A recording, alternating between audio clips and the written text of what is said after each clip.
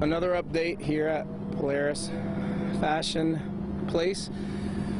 We can successfully say that we have cleared the mall and there's no one else inside, and we do believe that the suspects have left the premises. So at this point we were able to clear the mall and make sure that everyone got out safe. So the most important thing here is to note, obviously there were no victims, and we're thankful for that. And again, I can't thank all of our law enforcement partners that came and responded and backed us up.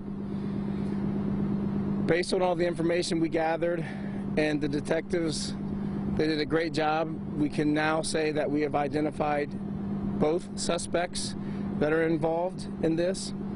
Unfortunately, we're not going to release that publicly at this time, but we know that there are many people in this community who know who both of these individuals are, and we know all of this started because of a domestic dispute between known parties. So again, I say to you publicly, if you are one of the two men that were involved in this, we know who you are, we've identified you, and we are strongly encouraging you to turn yourself in and explain your side of the story, because we have all the information that we need to determine who you are, and we're going to give you the opportunity to turn yourself in publicly or privately before we publicly put out who you are. We would like to have this resolved as quickly as possible, but as of right now, we have been able to confidently identify who we believe the two men involved in this altercation was, and we would ask that they turn themselves in sooner than later. So with that, I'll try to answer any additional questions. A domestic dispute between the two of them, or outside? That is correct. I will say that there was a domestic dispute between them. They're not necessarily in a relationship, but these are known parties to each other. That involved a third person that, again, we're not going to name, that's not a suspect in any way, but they all know each other. The two men you're looking for?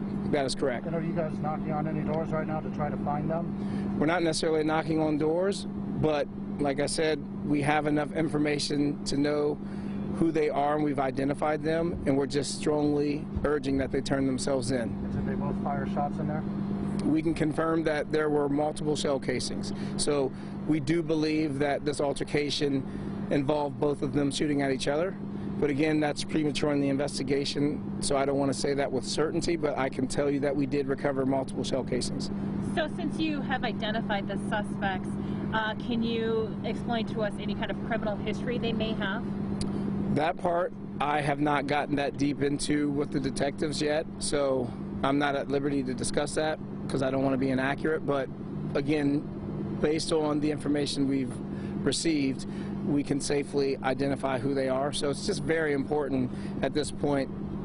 It's such a high-profile place to have an incident like this and have pretty much everyone in this city on pins and needles, not knowing what actually happened at this mall, thinking it was an active shooter and all these other things.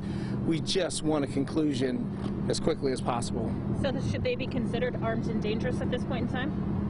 The fact that they were involved in an altercation that involved weapons, absolutely they should be considered armed and dangerous, yes. So if someone knows who they are and they see them, what should they do?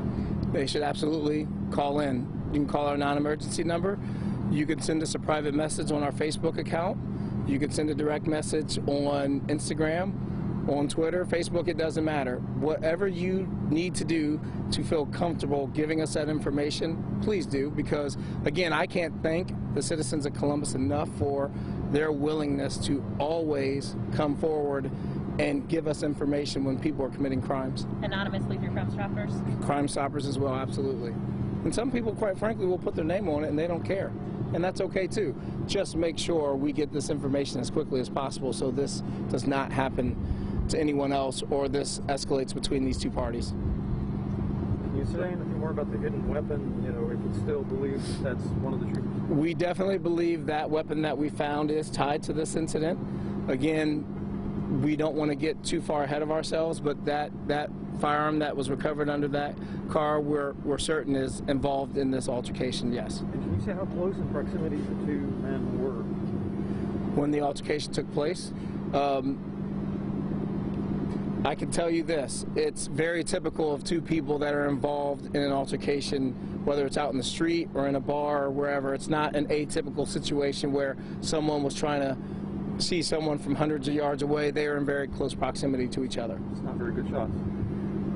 Thankfully, no one was hurt. So 2 suspects, Columbus police has identified them, and do you know how many guns were fired? So we can confirm that there were multiple shell casings that were recovered, so we know at least 2 different firearms were discharged. So we're definitely looking at least 2. There could always be more, but we definitely know there are 2. And if we cannot get these gentlemen to come forward, then we will release as much information as we can publicly. And we have some still shots that would be available if we can't come to a reasonable conclusion. So 2 different shell casings then. Correct. Thanks, Sarge. Thank you.